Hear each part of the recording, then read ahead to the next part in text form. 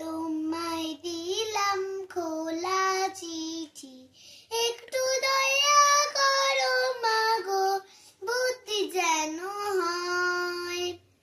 এসব কথা বলছি তোমায় নালিশ করে নয়, এসব কথা বলছি তোমায় নালিশ করে নয়। মাগো তোমার পেনটা আমায় নানা কদিন ধরে, সোজা আসে যেন পেপারে, সবই কমন পড়ে।